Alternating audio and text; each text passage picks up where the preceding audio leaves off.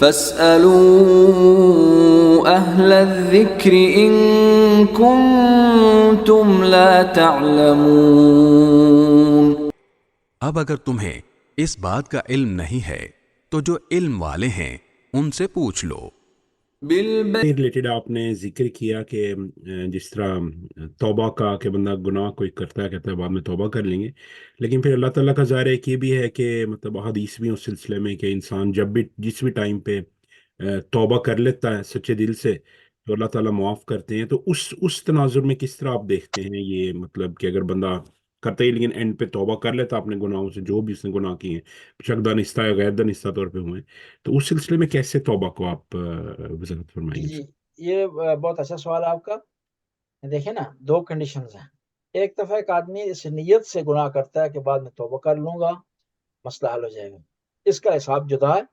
ایک آدمی نے گناہ کیا ہے، کوئی اس کی نیت نہیں تھی، گناہ کر لیا اس نے، بھول کر کیا ہے یا جان بوجھ کر کیا ہے یا مزہ لینے کے لیے کیا ہے یا انجوائے کرنے کے لیے، جس کے والے سے کیا ہے، لیکن بعد میں پشمان ہو گیا ہے، اس کی توبہ قبول کی جائے گی۔ لیکن ایک آدمی شروع سے اس کی نیت ہی یہ ہے، گناہ کر اس لیے لیا ہے کہ بعد میں توبہ کے ذریعے بچ جائے گا، تو اس کا معاملہ جدا ہے، وہ ظاہر ہے اس کی پکڑ ہوگی۔ لیکن ہم اس کے بارے میں یہ نہیں کہہ سکتے، کیونکہ خدا کے کاموں میں ہم مداخلت نہیں کر سکتے، خدا اسے معاف کرے گا یا نہیں کرے گا، ہم اس کے بارے میں کمنٹس جو ہے وہ نہیں کر سکتے۔ وہ ارحم الراحمین ہے، وہ اپنے معاملات کو بہتر سمجھتے ہیں، اور اس میں یہ ہے کہ انسان کو چاہیے کہ اپنے کام کرے، خدائی کاموں کو اپنے ہاتھ میں نہ لے۔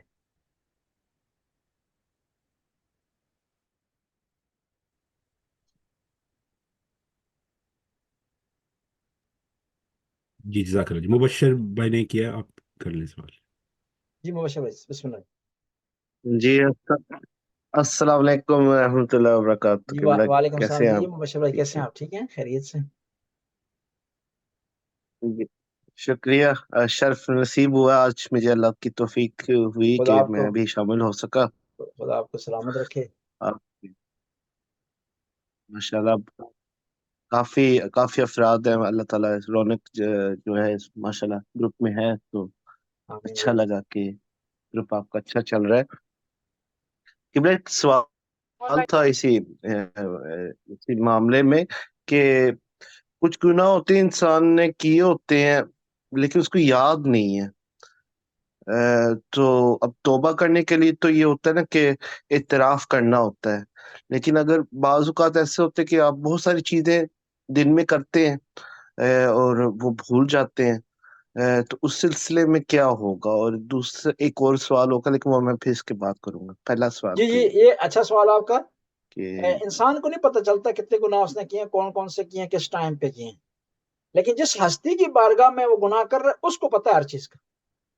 اس میں جب آپ کو پتہ نہیں ہے تو آپ اس حوالے سے کہہ سکتے ہیں کہ خدایا جو گناہ میں نے کیے ہیں، جو غلطیاں میں نے کی ہیں، اب میں بھول گیا ہوں، اسے تو معاف کر۔ وہ جو خدا ہے، جو بخشنے والا ہے، معاف کرنا، اسے پتہ ہے کہ اس نے کون کون سے گناہ کیے۔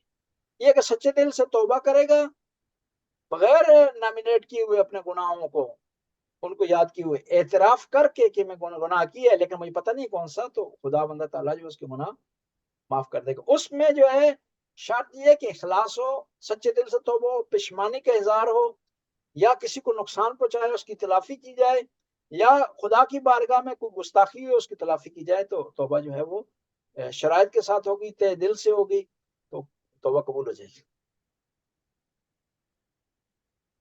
جی قبلہ۔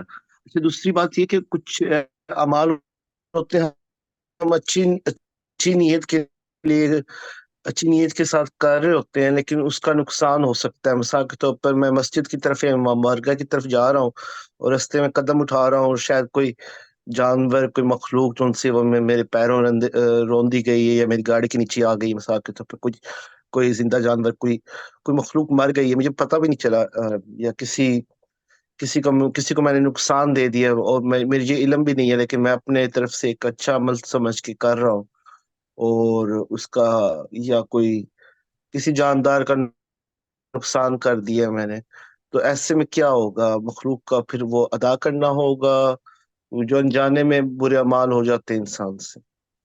وہ جو انجانے میں ہو گئے نا، اور اس کی آپ کی نیت بھی نہیں تھی اور آپ کو پتہ بھی نہیں چلا کہ کسی کو نقصان آپ کے ذریعے پہنچا ہے، تو وہ معاف ہے۔ وہ آپ کی نیت بھی نہیں تھی، دوسرا آپ کے علم میں بھی نہیں ہے۔ حدیث میں ہے کہ وہ چیز جو انسان انجانے میں کرتا ہے، نہ سمجھی میں کرتا ہے، یا مسئلہ نہ سمجھ وہ خداوند تعالیٰ معاف کرتا ہے۔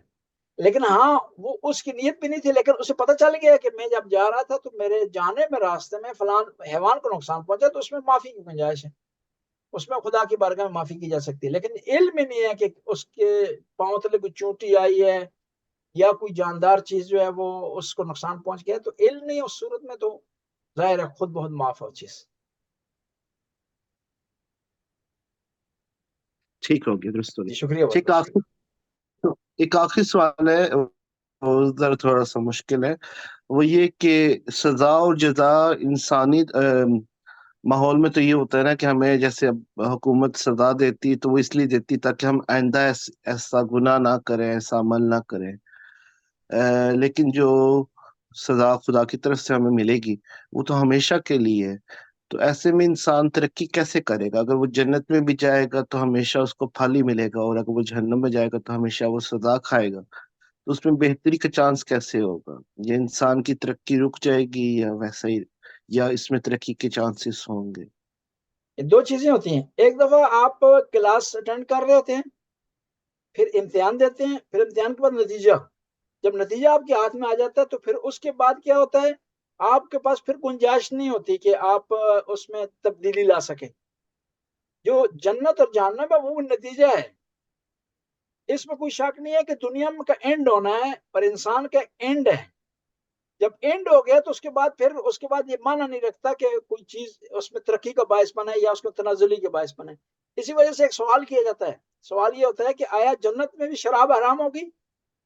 جنت میں بھی نماز پڑھنی پڑے گی؟ جنت میں بھی روزہ رکھنا پڑے گا؟ تو جواب اس کا ہے کہ اگر وہاں پھر دوبارہ روزہ رکھنا پڑے، وہاں پھر حرام اور حلال ہو، تو پھر جنت جنت نہ ہوا۔ جنت کیا ہے؟ نتیجہ ہو جاتا ہے۔ دنیاوی لحاظ سے بھی ہوتا ہے کہ ایک نتیجہ نکلتا ہے ایک ٹائم پر، اور پھر نتیجے کے بعد بعض اوقات اس میں کمپنسیشن کی گنجائش نہیں ہوتی، بعض اوقات ہوتی ہے۔ جنت کا ملنا اور جہنم کا ملنا بھی جو ہے وہ نتیجہ ہے۔ ترقی یا تنزلی اس دنیا میں ہے، وہاں کمال ہی کمال ہے، وہاں گنجائش ہی نہیں رہتی کہ آپ جو ہے مزید ترقی کر سکیں، وہاں آپ ٹاپ پر چلے جاتے ہیں۔ جب ٹاپ پر چلے جائے تو اس میں پھر تنزلی اور ترقی کا جو ہے معنی نہیں رہتا۔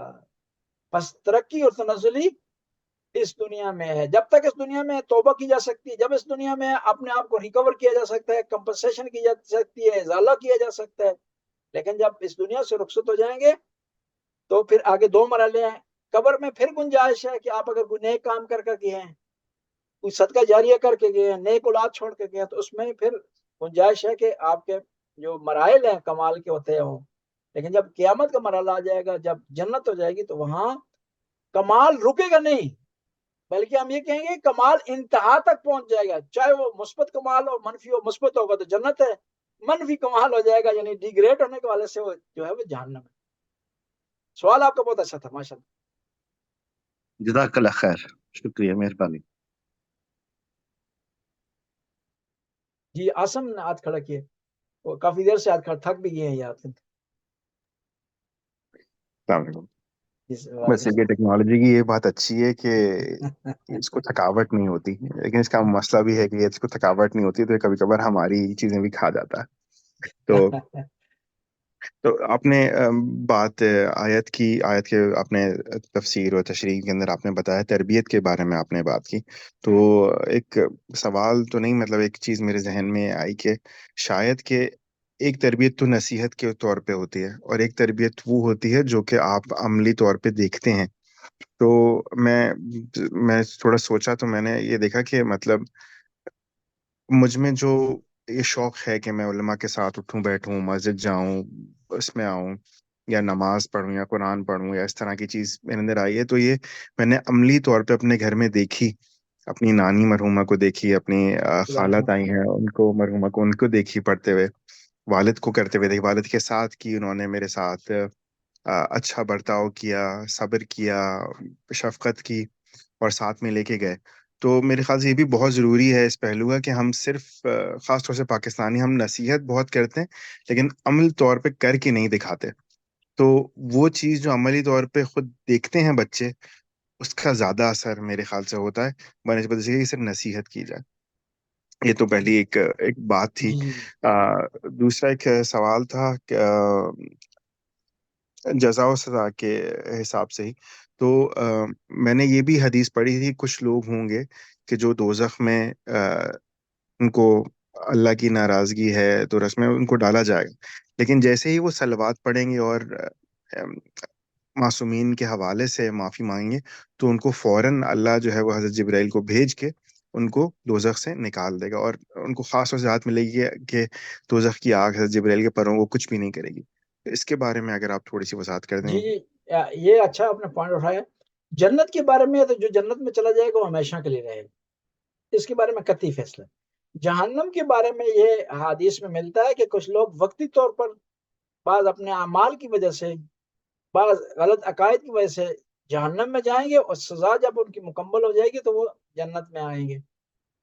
اب ایک اور چیز ہے کہ آپ نے کہا صلوات بھیج کر کے وہ معاملہ ان کا حل ہو جائے گا. یہ خاص لوگوں کے لیے ہوگا کہ جن میں ٹھیک ہونے کی گنجائش ہوگی، ورنہ یزید اگر جو ہے وہ 1000 دفعہ صلوات بھیجے گا تو صلوات اس کو فائدہ نہیں دے گی. کیوں کہ بعض اوقات یہ ہوتا ہے کہ وہ کام میں اچھائی ہوتی ہے لیکن جس سے متعلق ہو رہا ہے اس میں صلاحیت نہیں ہے. جاب ہر طرح کی ہے لیکن آدمی معذور ہے، وہ جاب کر نہیں سکتا. جاب بہت زیادہ فراوان ہے لیکن اس آدمی کے پاس اس سے مطلوبہ متعلقہ ڈگری نہیں ہے. اس کی وجہ سے جاب میں کمی نہیں ہے. جس طرح خدا کا فضل ہر جگہ پر ہے، بارش ہر جگہ ہوتی ہے، لیکن ایک زمین ہے اس سے سبزہ اگتا ہے، دوسری زمین میں فلڈ آ جاتا ہے، تیسری زمین میں بارش زمین کے اندر جو ہے دس جاتی ہے. یہ جو صلوات کا معاملہ ہے جہنم میں سے نکلنے کا، یہ خاص افراد کے لیے جن میں صلاحیت ہوگی کہ صلوات ان کو ثواب دے سکے. اور پھر دوسرا ان کو توفیق بھی ہوگی کہ صلوات پڑھ سکے. بہت سارے ایسے لوگ ہیں کہ جن کو توفیق نہیں ہے کہ ایسا کام کر سکیں جن کی وجہ سے ان کی بچت ہو سکے. اس کی آسان سی آپ کی خدمت میں مثال عرض کروں کہ ایک شخص آیا امام جعفر صادق علیہ السلام کی خدمت میں، آ کر اس نے کہا کہ میں جو ہے نماز نہیں پڑھ رہا ہوں، روزے نہیں رکھ رہا ہوں. کہا کیوں؟ کہا کہ میں نے کربلا میں ظلم کیا، میری توبہ نہیں ہو سکتی، میں کربلا کے ظالمین میں سے ہوں.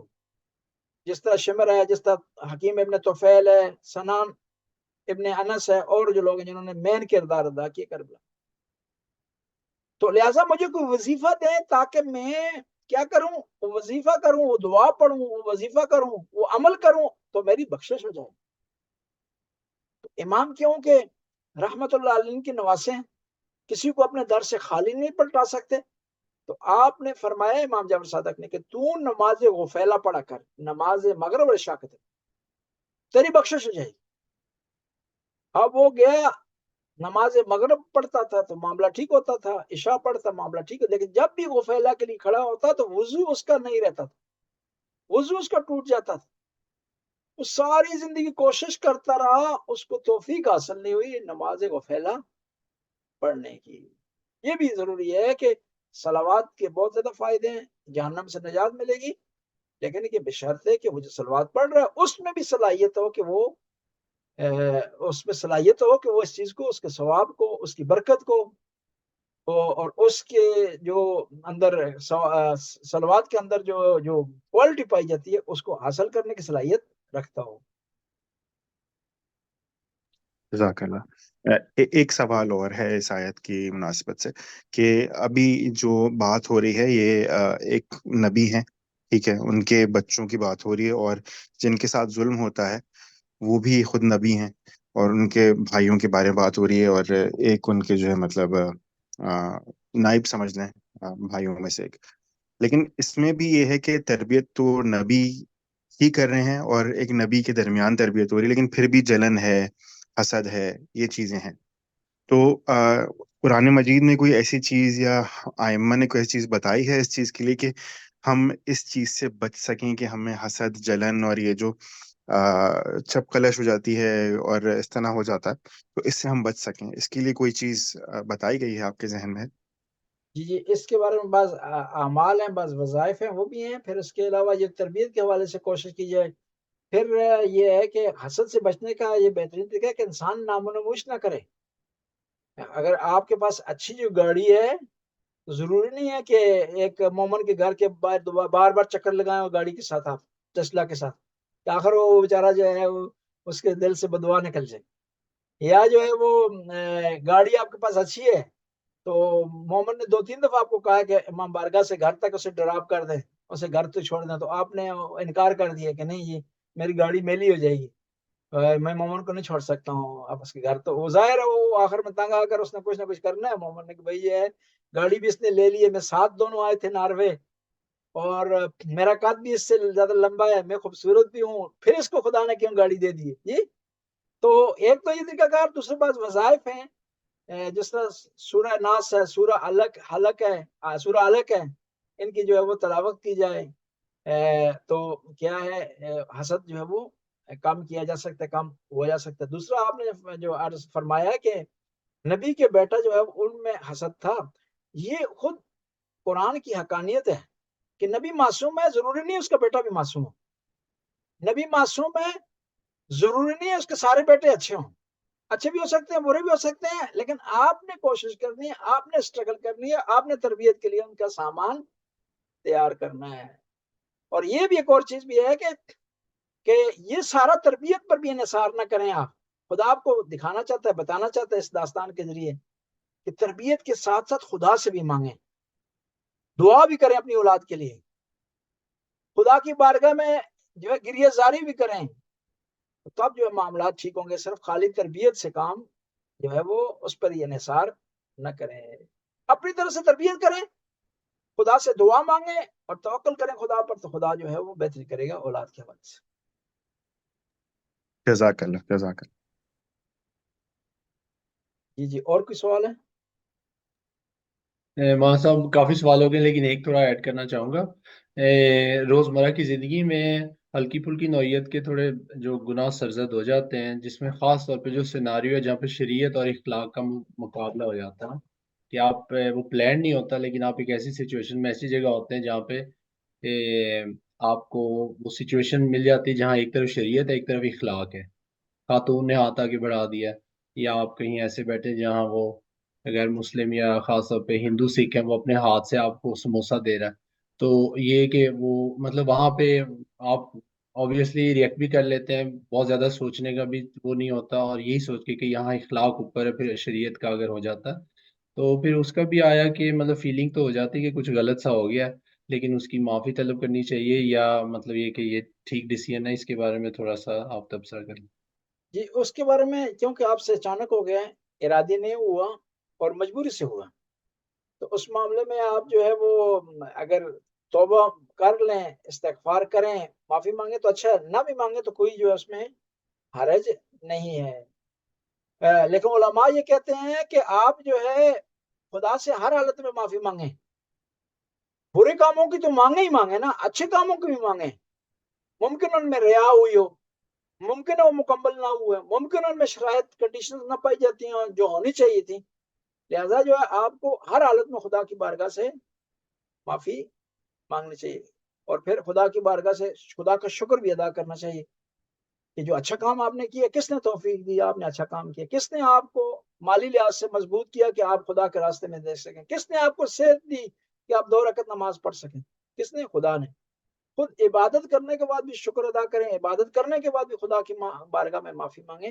حتیٰ نماز کے بعد معافی مانگنی چاہیے کہ خدایا میری نماز میں کمی رہ گئی ہے، کوئی اس میں کوئی مسئلہ ہو گیا ہے جو میں نہیں جانتا ہوں، جان بوجھ کر ہوا ہے یا بھول کر ہوا ہے، مسئلہ جاننے کی وجہ سے جاننے کے باوجود ہوا ہے یا نہ جاننے کی وجہ سے، پھر بھی خدا سے بارگاہ میں معافی وہ مانگنی چاہیے، کیونکہ وہ ہستی اتنی عظیم ہے، جتنی بھی اس کی بارگاہ میں معافی مانگی جائے، جتنی درخواست پیش کی جائے، جتنی دعا کی کام کی جائے، اس کے مقام اور منزلت کے مقابلے میں کچھ بھی نہیں ہے. جی جی، بہت شکریہ. کیونکہ یہ معافی اس طرح کی نہیں ہے جیسے دنیاوی لحاظ سے آپ جو ہے وہ سمجھتے ہیں نا کہ معافی مانگنے سے انسان چھوٹا ہو جاتا ہے یا مجرم ہو جاتا ہے. وہ اس نے ترکی نے روس کا جہاز گرا دیا نا، وہ جو اس کا ترکی کا صدر تھا وہ معافی نہیں مانگ رہا تھا. تو میں نے ایک دوست کو کہا کیا حرج ہے معافی مانگے, جان چھوڑا, اتنی پابندیاں روس نے لگا دی ہیں, سختی کر دی ہے روس نے, اور معافی مانگ. اس نے کہا نہیں, یہ اس کے معافی کے پیچھے ایک اور چیز ہے, جب معافی مانگے گا تو پھر جرمانہ بھی دینا پڑے گا. اس وجہ سے ترکی کا صدر معافی نہیں مانگ رہا. خدا کی بارگاہ میں ایسا نہیں ہے کہ آپ معافی مانگیں گے تو کوئی جرمانہ پڑ جائے گا, کوئی مسئلہ ہو جائے گا, یا کیس ہو جائے گا کہ اس آدمی نے اعتراف کر لیا لہذا اس کو 2 سال کی جیل کرو. ایسا نہیں ہے. جس طرح کہا جاتا ہے نا اس خاتون سے متعلق یہ چھڑا میں معاملہ ہوا, تو اس سے معافی کیوں منگوائی گئی ہے؟ خدا کی بارگاہ میں ایسا نہیں ہے کہ آپ معافی مانگیں گے تو مجرم ہو جائیں گے, یا آپ کا مقام کم ہو جائے گا, یا منزلت کم ہو جائے گی, یا آپ رجسٹرڈ مجرم ہو جائیں گے. ایسا نہیں ہے معافی مانگنے سے. اس آدمی نے خود اپنے خلاف رپورٹ درج کروا دی تھانے میں, اس کے علاوہ ریکارڈ میں آ جائے گا کہ یہ مجرم ہے کیونکہ خود اس نے ایسا نہیں ہے خدا کی بارگاہ میں. وہ اس وجہ سے تصور کرتے ہیں کہ معافی مانگنے صحیح نہیں ہے کہ ہم اس کو دنیاوی جو ہے اقرار کے معنی میں لیتے ہیں, دنیاوی لحاظ سے اپنے جرم کا اعتراف لیتے ہیں. وہ ایسا نہیں ہے خدا کی بارگاہ.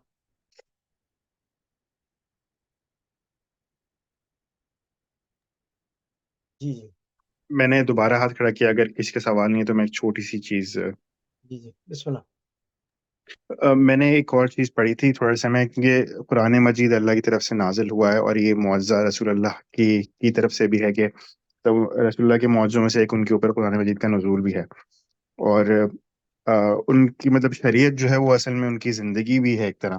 تو میں نے ایک چیز پڑھی کہ رسول اللہ مکارم الاخلاق کے لیے دنیا میں آئے تھے.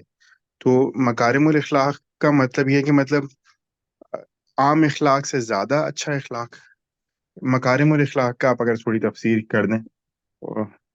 جی یہ مکارم کا معنی ہوتا ہے کسی کو احترام دینا, رسپیکٹ دینا, یعنی جو ہے اخلاق کو رسپیکٹ دینا اور اخلاقی اقدار کو قائم کرنے کے لیے ہے مکارم. وَإِسْتُ لِأُتِمَّ مَكَارِمَ الْأَخْلَاقِ, میں اس لیے آیا تاکہ اچھے اخلاق کو اس کی کمال تک پہنچاؤں. یہ مراد ہے حدیث میں. اور یہ بھی یاد رکھیں نا, اخلاق جو ہے یہ اس سے تعلق گہرا تعلق بعض اوقات اس سے بھی ہے, ثقافت سے بھی ہے, کلچر سے بھی ہے. بعض ممکن ہے میرے کلچر میں بعض چیزیں اخلاقی ہوں لیکن دوسرے کلچر میں اخلاقی نہ ہوں. بعض اوقات ممکن ہے میرے کلچر میں وہ چیزیں اخلاقی ہیں لیکن دوسرے کلچر میں بد اخلاقی کے حساب سے. یہ اس حوالے سے بھی چیک کرنا چاہیے, پھر اس کے اخلاق پر جو انسان کو توجہ دینی چاہیے اور اس کو فالو کرنا چاہیے. وہ اخلاق قابل قبول ہے جو انسانیت میں جنرل جیسے سمجھا جاتا ہے, پوری انسانیت اس کو ایز اے اچھی چیز مانتی ہے.